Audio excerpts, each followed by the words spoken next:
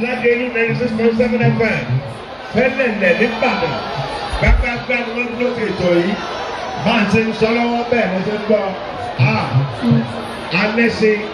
Alex bá ń ṣe ń sọ lọ́wọ́lọ́wọ́ bẹ́ẹ̀ ló ṣe ń gbọ́ bákan náà Fresh FM 105.9 wọ́n wà bí o Splash FM 105.5 wọ́n bẹ̀ bí Blast FM wọ́n wà bí Tiwantiwa FM wọ́n wà ní àgàgà ọmọlúàbí họ́nà 103.5 FM gbogbo ìpàdé tó lágbàgbà tìjọba yìí kò ní pàdé lágbára lọ́wọ́ bá Pensioners FM, Jams FM, Crest FM, Broadcasting Corporation of Oyo State,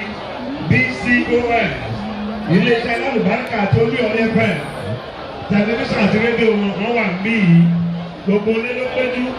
Prince FM 89.7 wọ́n wà bí o wọ́n bẹ́ bí o ọmọọba FM wọ́n pè bẹ́ẹ̀ Prince FM iléeṣẹ́ alálùbáríkà sípà bẹ́ẹ̀ bí o Startime FM Iflyer FM Ọmọlúwàbí FM all government correspondent Channel TV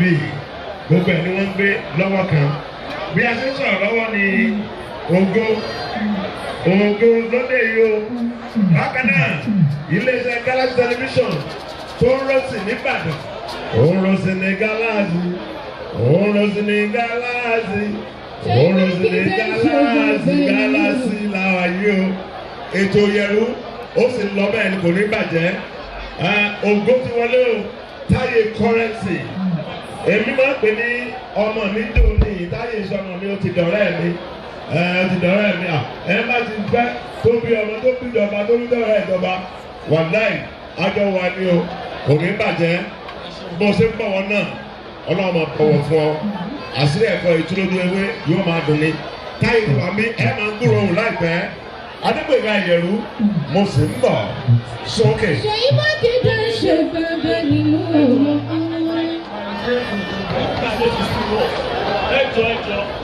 ẹjọ́